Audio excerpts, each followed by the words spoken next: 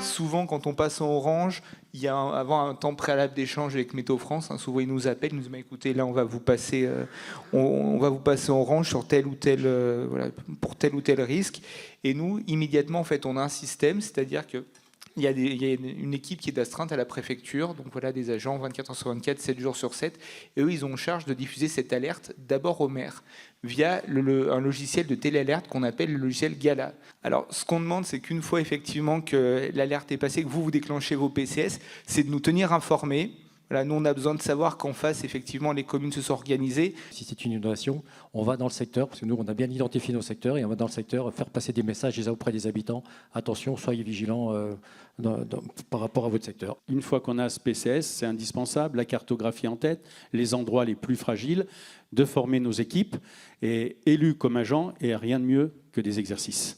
Parce qu'on n'aura jamais la même situation que l'exercice qu'on va faire, mais quand même, on va prendre des réflexes, on va savoir déléguer, savoir s'il faut qu'on reste sur place et qu'on envoie un adjoint ou que nous, on aille sur place, de prendre les bons contacts avec le CISALB. En fait, la question qui se pose pour nous, c'est que sur un événement de ce type-là, sommes-nous prêts? Est-ce que tout le système vigilance, alerte, pré-évacuation fonctionne?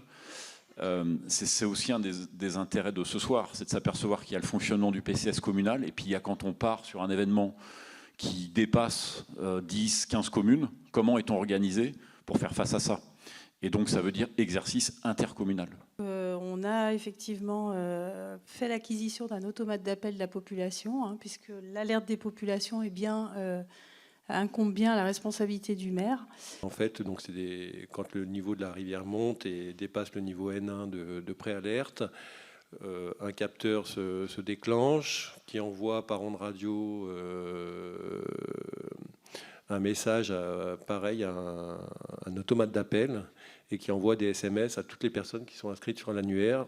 Alors le CISALB, lui, va gérer ses ouvrages. Sa priorité, c'est de gérer les digues, de les surveiller, de les observer, de regarder le niveau de service de l'ouvrage, s'il n'est pas dépassé, si l'ouvrage ne présente pas une défaillance. Et on a eu un hameau de 25-30 maisons complètement ravagées, puisqu'il y a eu un mur d'eau qui a dévalé, traversé le village, un mur d'eau de 2 mètres. 2 mètres de haut, embâcle, boue, cailloux. Maintenant, on a fait un PCS où on a tout pris ça en compte. On a fait des exercices, ça fonctionne. Et je ne vous cache pas que, comme je l'ai dit à mes concitoyens, je prendrai une décision rapidement. Maintenant, on est préparé. Et toutes ces questions, je les ai posées quand même, je vous le dis, en tant que maire. Donc vous êtes obligé de prendre vos responsabilités. Mais maintenant, je n'attendrai pas. Sincèrement, même déjà la dernière fois, 2018, c'était chaud. Ce serait maintenant, je le ferai, je déclenche. La mission principale des sapeurs-pompiers, c'est la protection des personnes, des biens, des animaux, depuis la loi Matras, et puis de l'environnement. On va réaliser d'abord des reconnaissances, essayer d'analyser les zones d'intervention, évaluer les enjeux.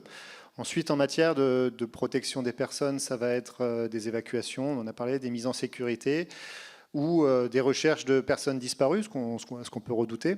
L'enjeu routier, il est multiple. Il est premièrement de préserver la sécurité des usagers des routes. Il est aussi d'offrir une infrastructure de transport pour les services de secours, soit en accès sur zone, soit en évacuation des sinistrés. Et donc, effectivement, vous prenez en charge l'opération de nettoyage. On avait la route départementale qui était coupée. Et on avait donc l'église qui était pratiquement avec 50-60 cm de boue à l'intérieur de l'église parce qu'elle se trouvait pile en face du ruisseau qui est sorti. Et on avait aussi le cimetière qui est légèrement en contrebas et on avait pratiquement entre 1,20 m et 1,50 m de boue à l'intérieur du cimetière. Mais cette relation événement public, mairie, et collectivité et privé, elle est très importante parce qu'elle n'est pas toujours comprise par nos habitants. Il faut déjà un contrat d'assurance en dommages qui est actif au jour du sinistre. Il faut un état évidemment de catastrophe naturelle constaté par arrêté interministériel. Il faut un lien de causalité qui est une cause déterminante effectivement d'accord de garantie. Et évidemment une surveillance des dommages pendant la période d'arrêté interministériel qui définit la zone et la période de l'aléa. vous avez un rôle capital et je pense qu'aujourd'hui, la population sous-estime beaucoup votre rôle dans un certain nombre de domaines, et notamment dans la gestion de crise. Et je pense que ce soir, vous avez été mis en lumière sur votre importance capitale dans la mise en place des PCS, dans la remontée d'informations que vous pouvez faire, dans l'appui aux populations que vous pouvez fournir. Votre rôle est déterminant et l'État sait tout le bien que vous pouvez apporter à une gestion de crise efficace. Merci à tous.